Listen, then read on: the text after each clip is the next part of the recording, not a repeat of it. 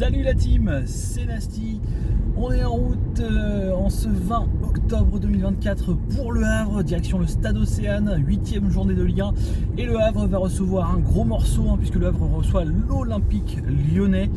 C'est pas l'idéal pour se relancer, mais malheureusement là, maintenant l'heure est à la relance pour les Havrais, puisqu'on reste sur une série de 4 défaites consécutives en championnat. On peut pas trop se permettre de continuer à enfiler les défaites comme des perles. Donc il faut absolument réagir, il faut essayer d'aller gratter au moins un point face aux Lyonnais, qui sur le papier sont clairement supérieurs. Mais voilà, il va falloir trouver les ressources pour aller chercher un point. 3 points, ce serait carrément génial, mais j'ai du mal à l'imaginer très sincèrement, vu les quarts de niveau entre les deux équipes. Même si je serai le premier à célébrer une victoire, bien évidemment. Mais voilà, deux équipes avec des dynamiques complètement opposées en plus, puisque Lyon s'est bien relancé en championnat après un début un peu poussif, est plutôt très à l'aise en Coupe d'Europe. Lyon reste sur 4 victoires consécutives en compétition officielle, alors que Le Havre, c'est 4 défaites consécutives en championnat. Donc des trajectoires opposées, mais peut-être que la trêve, peut-être que le retour d'André Ayew, peut-être que le rétablissement de José Casimir sont des éléments qui font qu'on peut espérer raisonnablement au moins embêter fortement cette équipe lyonnaise, voire même pourquoi pas aller lui grappiller un point, voire même prendre les 3 points à Océane. Ce serait pas du luxe, puisqu'on commence à flirter dangereusement avec la zone de relégation. On est à l'heure actuelle 15e, donc juste au-dessus de la place de barragiste. On est très resserré derrière. Le seul espoir, c'est que derrière ça joue à 17h, donc si on gagne et si on fait une bonne opération, ça peut mettre aussi un petit coup sur la tête à nos adversaires qui sont derrière. Je pense à Toulouse, je pense à Angers par exemple, Montpellier aussi qui joue contre Marseille. Donc voilà, c'est pas catastrophique, on est à notre place, on va dire, 15e de toute façon, on sait, nous faut qu'on soit dans les 15 premiers, donc 15e c'est bon. Mais voilà, ça va être l'heure maintenant d'aller chercher des choses rassurantes. Après aussi, il faut tempérer la situation dans laquelle on est. Certes, on est mal placé, certes, on reste sur 4 défaites de suite, mais enfin après, on n'est qu'à 7 journées déjà d'une, donc il reste quand même pas mal de temps dans le championnat. Même si 7 journées, c'est quasiment un quart du championnat, faut pas non plus sous-jouer. Mais surtout, sur ces 7 journées-là, on a joué les 4 équipes françaises qualifiées pour la Ligue des Champions, donc on a joué le top 4 français de l'année dernière. Donc forcément aussi, on a un calendrier au démarrage qui était un petit peu costaud. Si on met de côté ça, sur les 3 matchs qu'on a joués qui sont un peu plus abordables, on va dire, donc c'était Toulouse, Saint-Etienne et Auxerre, c'est 2 victoires sur 3 matchs. Donc contre, on va dire, des adversaires plus de notre catégorie, plus à notre portée. Pour l'instant, c'est bien comporté. Maintenant, est-ce que Lyon, on peut considérer que c'est un adversaire à notre portée? Ils ont quand même un très gros effectif, c'est du très costaud sur toutes les lignes. Donc voilà, sur papier, ils sont largement supérieurs, largement favoris. J'ai du mal, comme je vous dis, à avoir une victoire. Mais ne serait-ce qu'un petit match nul, ce serait pas déconnant. Mais voilà, j'ai hâte d'être aux matchs qui vont compter un peu plus. Le 3 novembre par exemple contre Montpellier, celui-là il va valoir très cher. On va bientôt jouer Angers aussi. Voilà, ça c'est des matchs où il faudra vraiment pas se rater. Aujourd'hui, on va dire qu'une défaite serait pas forcément étonnante, en tout cas au vu des forces en présence. Même si, voilà, encore une fois je le redis, j'aimerais gratter au moins un point cet après-midi. Si on peut aller en chercher 3, ce serait magnifique. Donc, direction le stade, là je prends la route, j'en ai pour une petite heure.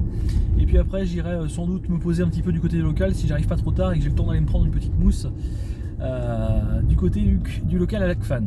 Donc, je prends la route et on se retrouve tout de suite au Havre.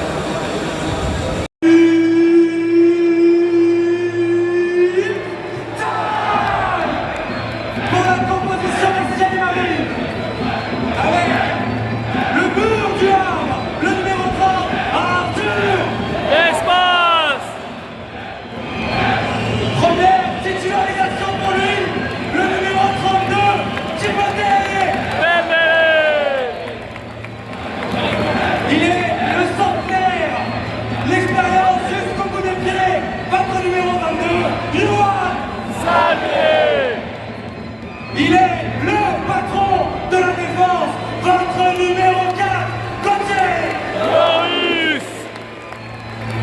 Il est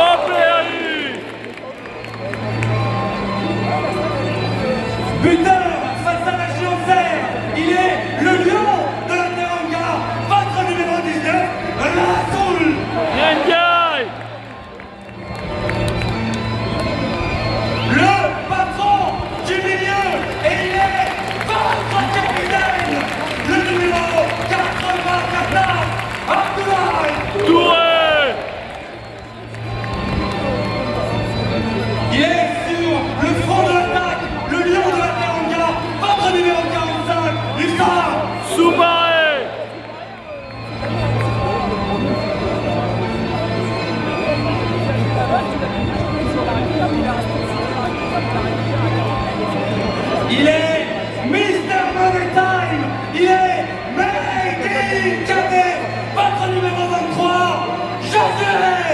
Casimir. Et on termine le 11. Il est médaillé de bronze aux Jeux Olympiques. Il est nageur, il est de football. Patron numéro 5, Oussama Targaïn. Se sont passés plus que ce que les gens attendaient.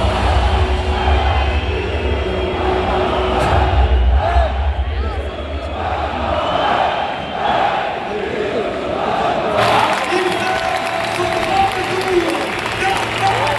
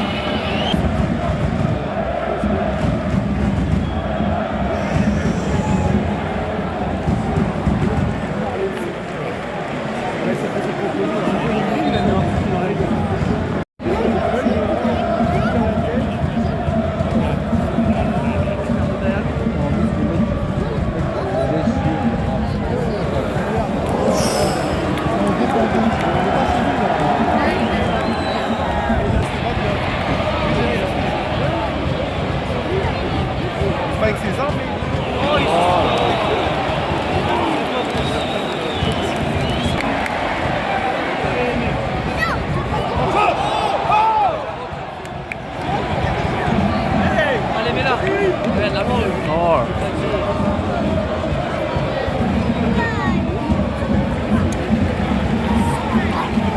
bah c'est la mi-temps, on n'est pas bon du tout, on est même carrément à chier. Lyon ils jouent longtemps, il y a une balade. C'est franchement dégueulasse à regarder. On retrouve un truc que j'avais pas vu depuis très longtemps, depuis au moins 2-3 ans. Mais on se fait chier au stade en fait, on s'emmerde, il n'y a rien, il n'y a pas de jeu, il n'y a pas d'envie, aucune tactique. Je ne sais pas si on a frappé au but au premier mi-temps, donc c'est le néant. Lyon ils ont même pas forcé leur talent, ils nous baladent, ils auraient pu en mettre 2, ils auraient pu en mettre 3, ils auraient pu s'amuser comme ils voulaient. Donc c'est catastrophique, c'est pathétique, c'est sous-marin au point que j'ai toujours pas compris. Alors que t'as un Sabi sur le banc, alors que t'as un Ayoub sur le banc. Voilà, là je commence à être sérieusement inquiet parce que si Ligard il a pas un électrochoc et qu'il a pas une épiphanie, il va pas faire long feu, c'est pas possible. Soit il se réveille, soit il dégage, mais ça peut pas se faire comme ça quoi. Pour espérer qu'il y ait du mieux en deuxième mi-temps, espérer qu'on puisse aller accrocher le match nul parce que mine de rien on a qu'un but de retard, donc voilà, on n'est pas largué non plus dans le match. Bon, enfin, Lyon, ils jouent au ralenti, hein. Là, ils sont à l'entraînement, donc et ils sont largement dominateurs, c'est ça le pire. Les gars, ils sont tranquilles, ils sont en vacances et ils nous baladent. Donc, on va espérer un peu de mieux. On va espérer, ouais, je sais pas, un peu d'âme dans cette équipe, en fait. Il faudrait qu'il se passe un truc. Mais moi, si j'étais dans le vestiaire, là, j'aurais envie de leur coller des tartes. Hein, donc voilà, il y a peut-être, Touré et Samier qui font leur match et c'est à peu près tout, quoi. Donc, on espère une deuxième mi-temps d'une autre teneur parce que sinon, là, franchement, ça va être très saoulant. Et ça va pas être possible très longtemps que ça continue comme ça.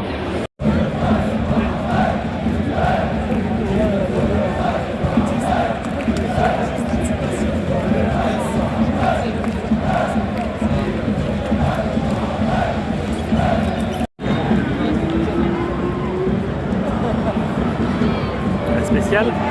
Ah. Un peu mieux.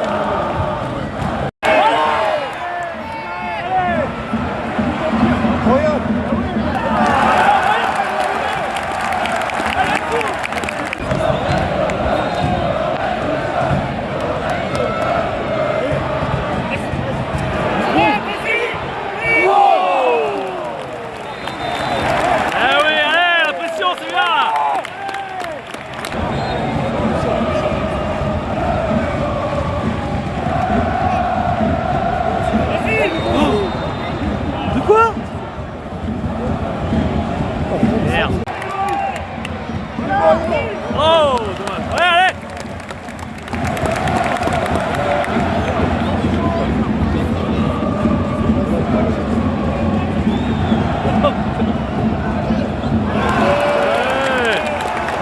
Allez. Mais non, trop tard.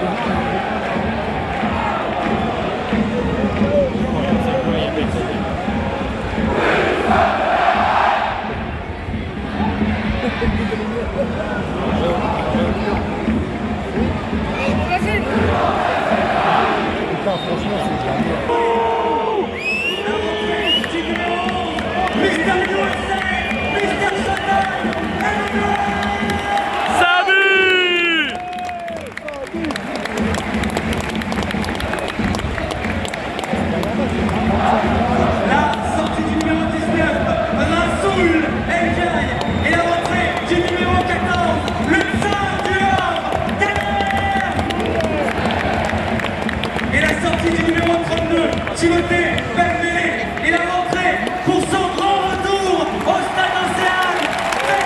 C'est la théorie pour le numéro 28. Ayou! Ayou! Ayou!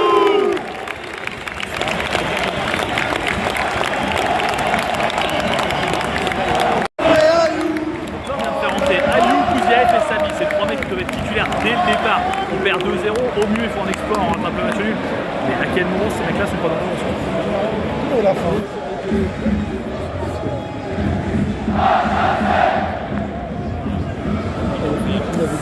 Tu l'as. Ouais.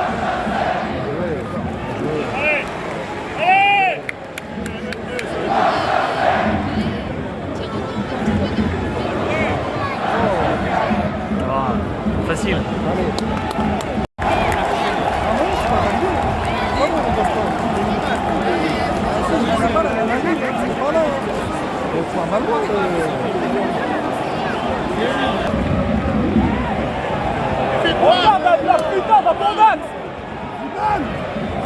Ouais, bah d'accord, alors on a plus envie.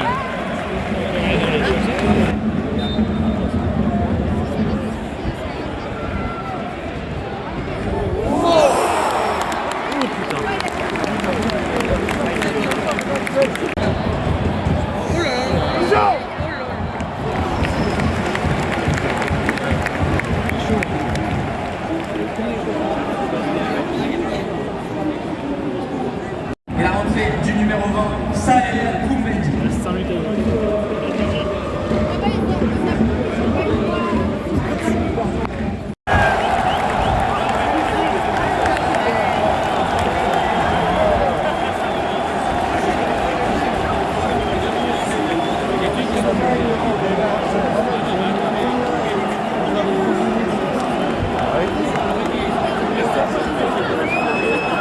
Quatrième but pour l'Olympique Lyonnais, marqué par le numéro 17, Saïd Brennan.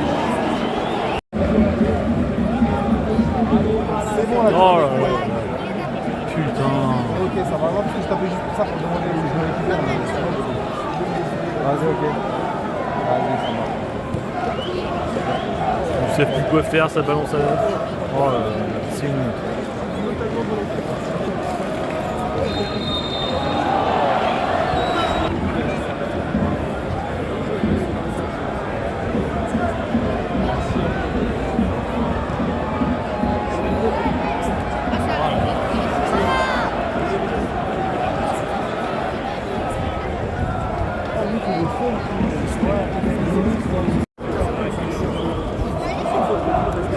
Ça joue encore, le stade est en train de faire.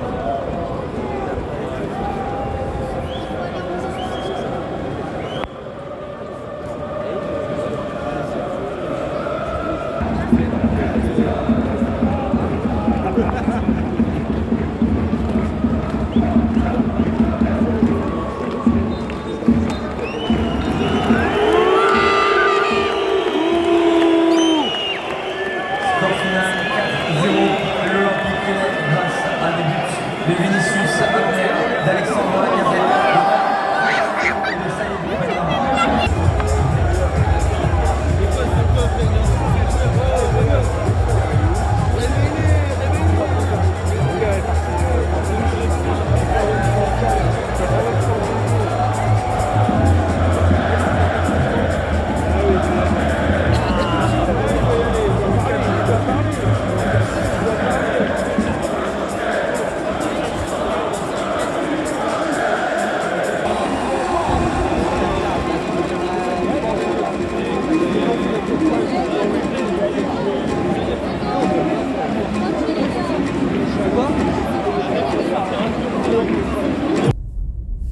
Bon, petit débrief en bagnole, ça faisait longtemps.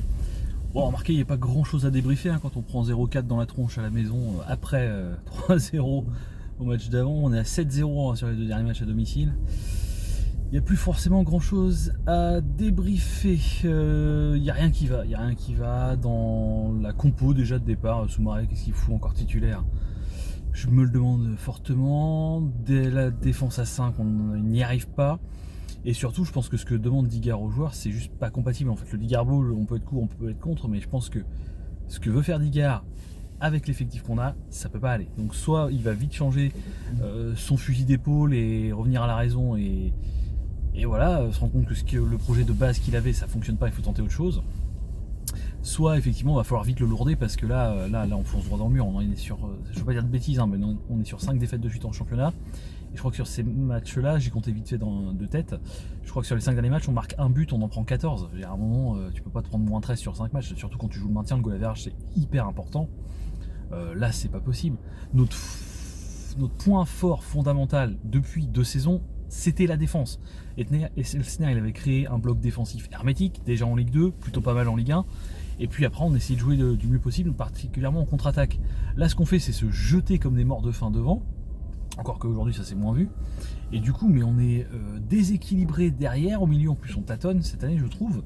Et on se prend des buts, mais de poussins. Je veux dire, le deuxième et le troisième but lyonnais, c'est risible. Il n'y a personne derrière. Tellement on se déséquilibre, tellement on se force à se projeter devant. Du coup, on est plus foutu de mettre fin à la moindre contre-attaque, en fait. Donc les gars, ils ont juste à faire une bonne passe ou deux en transition. Et voilà. Et c'est là où je suis particulièrement vénère par rapport à ce que va être Place d'Igard.